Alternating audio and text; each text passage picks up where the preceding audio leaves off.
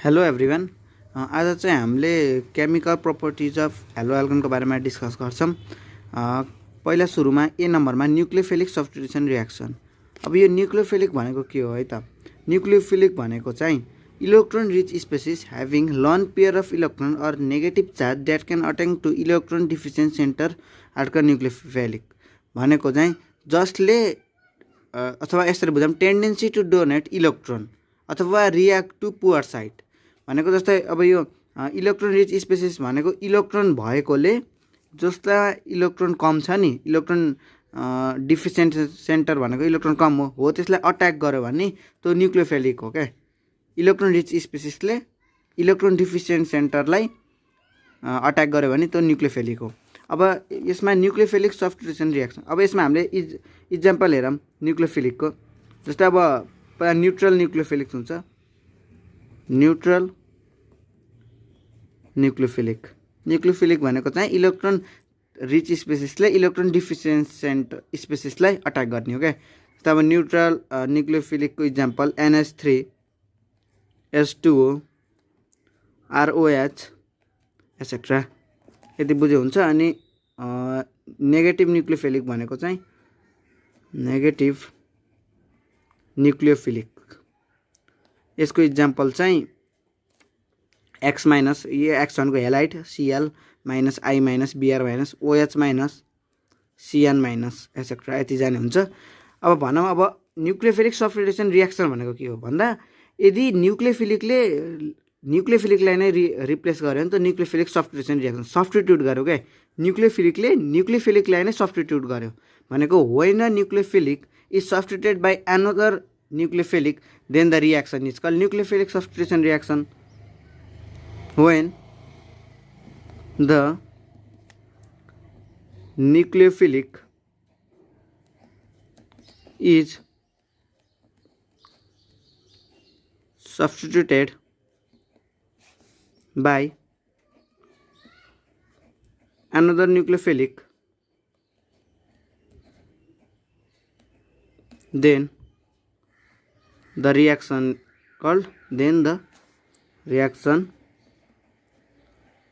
it's called nucleophilic. It's called nucleophilic substitution reaction है त। Nucleophilic substitution reaction भने example लिगौँ न। एउटा RX छ प्लस NU छ, यो न्युक्लियोफिलिक। अब यहाँ जाँदा यो NU छ नि, यो यहाँ जान्छ अनि X यता आउँछ क्या। यो X पनि न्युक्लियोफिलिकको हामीले इक्जाम्पल लेखिसक्यो हामी यहाँ। भनेपछि RNU प्लस X, यो लिभिङ ग्रुप भयो, यो एडिङ ग्रुप भयो। भनेपछि यही प्रोसेसलाई नै हामीले न्युक्लियोफिलिक सब्स्टिट्युसन रियाक्सन भन्छ। अब ए नम्बरमा हेरौँ न्युक्लियोफिलिक सब्स्टिट्युसन युनिमोलिकुलर रियाक्सन है, युनिमोलिकुलर अथवा SN रियाक्सन पनि भन्छ, SN1 रियाक्सन अथवा SN1 रियाक्सन है, SN1 रियाक्सन। यो भनेको चाहिँ यहाँ हेरौँ substitution reaction mechanism which depends upon the concentration of only one reactant molecule that is substrate only called nucleophilic substitution unimolecular reaction. भनेको यदि रियाक्सनले यो सब्स्ट्रेट अथवा सब्स्टिट्युएन्टलाई मात्रमा डिपेन्ड भयो भने त्यस्तोलाई युनिमोलिकुलर रियाक्सन भन्छ, अथवा त्यो एउटामा मात्र डिपेन्ड भएर यसलाई SN1 रियाक्सन भनेको हो। अब इक्जाम्पल लिगौँ, अब कसमा कुन सब्स्ट्रेट हो र कुन यहाँ क्लियर भइहाल्छ। जस्तै यहाँ अब CH3 CX अनि यता पनि CH3 अनि यता पनि CH3, यसलाई हामीले एक्वाइस KOH सँग रियाक्ट गऱ्यौँ भने यो OH लाई X ले रिप्लेस गर्ने हो, यो त हामीलाई थाहा छ। यहाँ OH लेख्ने अनि यहाँ CH3, यहाँ CH3, यो प्लस KX हो। यो भनेको सब्स्ट्रेट हो, यो दुइटै रियाक्टेन्ट हो, यो सब्स्ट्रेट हो, यो अर्को रियाजेन्ट हो है। हो यदि रियाक्सन यसमा मात्र डिपेन्ड भयो भने त्यो SN1 रियाक्सन हो क्या, अथवा युनिमोलिकुलर न्युक्लियोफिलिक सब्स्टिट्युसन युनिमोलिकुलर रियाक्सन यसमा मात्र डिपेन्ड भयो भने। यो यसमा त हामीले OH र X रिप्लेस हुन्छ, किनकि हामीले पढेको भने न्युक्लियोफिलिक सब्स्टिट्युसन नै हो, किनकि न्युक्लियोफिलिक सब्स्टिट्युसन भनेको नै न्युक्लियोफिलिकले नै न्युक्लियोफिलिकलाई सब्स्टिट्युट गर्ने हो हो यसकै टाइप्स भयो यो युनिमोलिकुलर रियाक्सन पनि हो। यदि रियाक्सन यसमा मात्र डिपेन्ड भयो भने त्यो एसएनएन रियाक्सन हो। यसको हामीले मेकानिजम लेखौँ।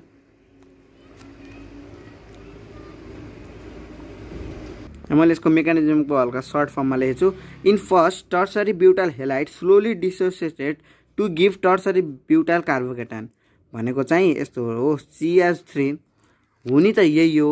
अब यसलाई हामीले स्लोली देखाउनु पर्यो कि मतलब दुईटा मेकानिजम छ त्यही अनुसार देखाउनु पर्यो कि पहिला कुन हुन्छ र अनि कुन हुन्छ भनेर। CH3CX र CH3 छ है, अनि यहाँ CH3 पहिला यो RDS भनेको रेट डिटरमाइनिङ स्टेप, यो चाहिँ अलि स्लो स्टेप हुन्छ। यो अब हिटको माध्यम अथवा के को प्रेजेन्समा चाहिँ यो रियाक्ट गर्यो भने चाहिँ यो CH3C यता नि CH3 यता नि CH3 हो। अब यहाँ प्लस र यहाँ X माइनस यो चार्ज डेभलप गर्छ क्या। यही दुईटा छ नि, यो दुईटा एलिमेन्टले चार्ज डेभलप गर्छ। त्यही भएर यसको नाम पहिला हाम्रो टर्सरी ब्युटाइल हेलाइड भयो, ब्युटाइल हेलाइड। यसको नाम टर्सरी ब्युटाइल कार्बोकेटायन भयो क्या। यो उसमा पोजिटिभ चार्ज आएर ब्युटाइल कार्बोकेटायन भयो। केटायन भनेको त पोजिटिभ चार्ज हो, कार्बोकेटायन भयो है, यसको नाम हो। यो चाहिँ अब के को प्रेजेन्समा पनि हुनसक्छ, सनलाइटको प्रेजेन्समा हुनसक्छ, थोरै हिटमा पनि प्रेजेन्समा हुनसक्छ। यो भयो भने हुने त यही हो। अब यो डाइरेक्ट लेख्ने होइन, यो मेकानिजम 1 मा यो टर्सरी ब्युटाइल हेलाइड चाहिँ स्लोली डिसोसिएट भएर टर्सरी ब्युटाइल कार्बोकेटायन दिन्छ प्लस र X माइनसमा है। अब मैले यहाँ सेकेन्ड स्टेपमा चाहिँ के लेख्छु भन्दा the tertiary butyl carbocation quickly react with OH minus ion to form tertiary butyl alcohol भनेको जस्तो अब यो CH3C अनि यहाँ CH3 अनि यहाँ पनि CH3। अब यहाँ हाम्रो अघि के पोजिटिभ चार्ज आएको थियो नि, हो यहाँ हाम्रो पोजिटिभ चार्ज आएको थियो। यो चाहिँ अब यहाँ हाम्रो त एक्वाइस KOH छ, तर यो OH माइनससँग चाहिँ इमिडिएटली रियाक्ट गर्छ किनकि माइनस भेट्टाइहाल्छ नि त यसले।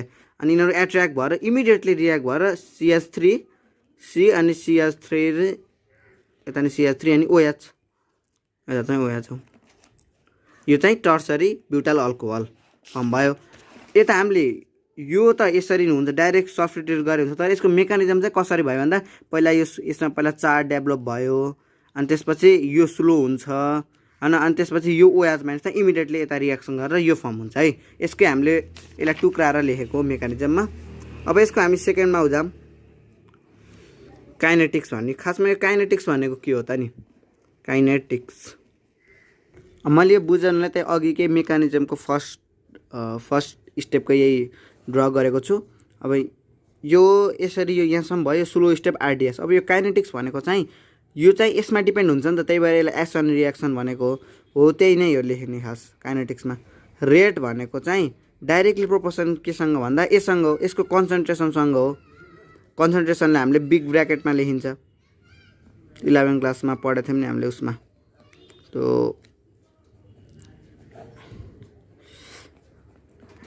रेट चाहिँ यो ब्र्याकेटले चाहिँ यसको कन्सन्ट्रेसन जनाउँछ।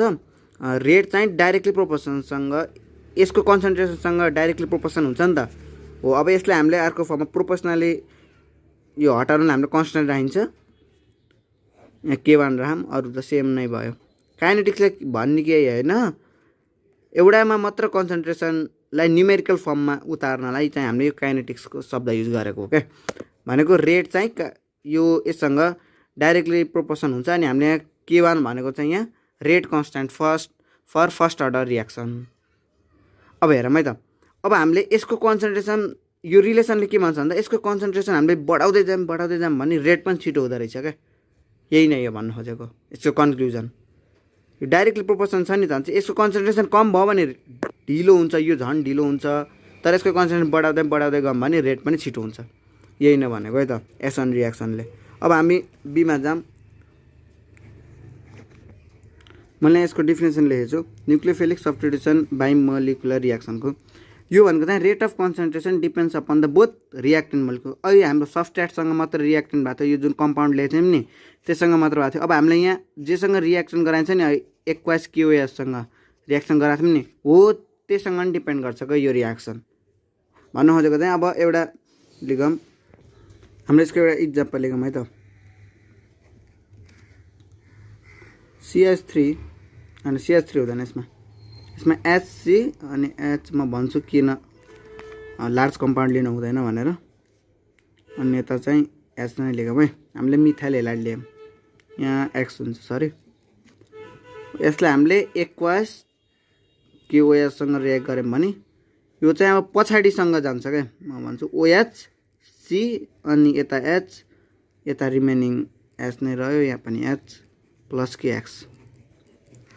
यो चाहिँ कस्तो रिएक्सन हो भन्दा यो OH चाहिँ पछाडिसँग गएर सब्स्टिट्युएन्ट हुन्छ क्या, अगाडिसँग हुँदैन, पछाडिसँग गएर सब्स्टिट्युएन्ट हुन्छ। अनि यो चाहिँ मिथाइल हेलाइडमा मात्र पोसिबल छ क्या, जस्तै अब यो फर्स्ट डिग्रीमा मात्र पोसिबल छ भनौँ, अनि सेकेन्ड डिग्रीमा गएपछि हल्का हुन्छ, थर्डमा त अब अलि इम्पोसिबल छ भनौँ। किन भन्दा यो पछाडि गएर सब्स्टिट्युएट हुने भएपछि यता लार्ज कम्पाउन्ड भयो अरे CH3 भयो भने यो सजिलो यो सब्स्टिट्युएट नै हुँदैन क्या। यो अहिले पो यहाँ याद छ र सजिलै सब्स्टिट्युट भयो। अब यहाँ लार्ज कम्पाउन्डमा त हामीले CH3 CH4 CH2 टर्सरी हुँदै गयो भने त टर्सरी कार्बन हुँदै गयो भने त यता त लार्ज कम्पाउन्ड हुन्छ भनेपछि यो सब्स्टिट्युट गर्न सक्दैन पछाडिबाट, भनेपछि यो रिएक्सन त्यति बेला पोसिबल हुँदैन। यो कति बेला पोसिबल हुन्छ, फर्स्ट डिग्रीको बेलामा, फर्स्ट डिग्री नि भनौँ अथवा मिथाइल हेलाइडको बेलामा पोसिबल हुन्छ है त। अब यसको हामीले मेकानिजम लेखौँ। मेकानिजममा चाहिँ अब यो पनि पहिला त्यस्तै नै हुने हो, HC यहाँ बिस्तारै एउटा चार्ज डेभलप हुन्छ अनि प्लस OH माइनस, यो OH माइनस यो चाहिँ बिस्तारै हो यहाँ आउन खोज्छ अनि एउटा यो चाहिँ स्लो स्टेप हुन्छ, RDS स्लो स्टेप। यो लार्ज कम्पाउन्डमा चाहिँ हुँदैन है। अनि म ड्र गर्छु H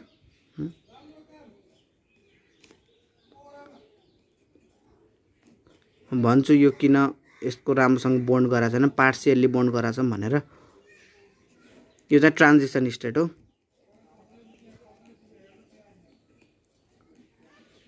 अनि अब चाहिँ फास्ट नै रिएक्सन हुन्छ, यसपछिको रिएक्सन चाहिँ यहाँ फास्ट हुन्छ।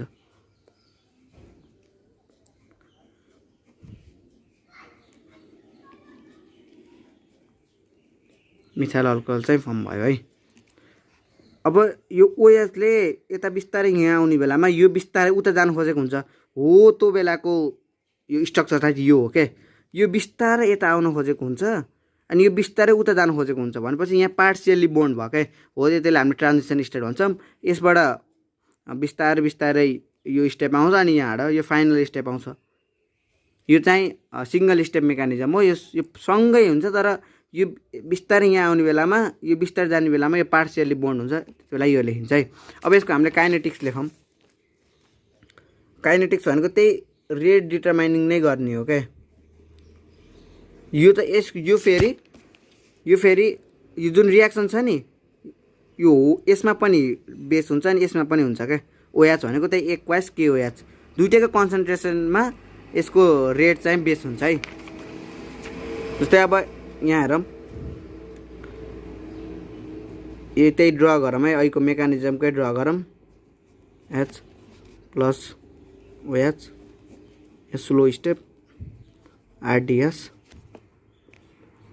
पछाडि आउँछ यो सब्स्टिट्युएट भएर चाहिँ, त्यही भएर यो लार्ज कम्पाउन्डमा चाहिँ मिल्दैन। त्यही भएर हामीले मिथाइल हेलाइडको इक्जाम्पल लेखेको, यो मिथाइल अल्कोहल। अब हेरौँ यसको रेट चाहिँ केसँग डाइरेक्टली प्रोपोर्सन हुन्छ, कसको कन्सन्ट्रेसनमा, यसको कन्सन्ट्रेसनमा यता X अनि अझै अर्को कसको कन्सन्ट्रेसनमा हो OH को कन्सन्ट्रेसनमा, भनेको त्यही रिएजेन्ट हामीले एक्वास KOH लेख्यौँ नि हो त्यसको कन्सन्ट्रेसनमा डिपेन्ड हुन्छ हो। अब यो प्रोपोर्सनली हटाउनलाई यहाँ हामीले K2 राखौँ, अरू त सेम नै भनेपछि यो बाइमोलिकुलर रिएक्सनमा चाहिँ यदि हामीले रिएजेन्ट र सब्स्टिट्युएन्टको रेट कन्सन्ट्रेसन बढाउँदै गयौँ भने रेट पनि छिटो हुन्छ, यो आरबाट रेट है। यसमा डिफरेन्स भनेको नै त्यही, एसएन रिएक्सनमा एउटा मात्र कन्सन्ट्रेसनमा डिपेन्ड हुन्छ सब्स्ट्रेटको मात्र, अनि यो बाइमोलिकुलर रिएक्सनमा फेरि दुईटै रिएजेन्ट पनि अनि सफ्ट ह्याट पनि दुइटैको कन्सन्ट्रेसनमा बेस हुन्छ है त। आजलाई यति, थ्याङ्क यू।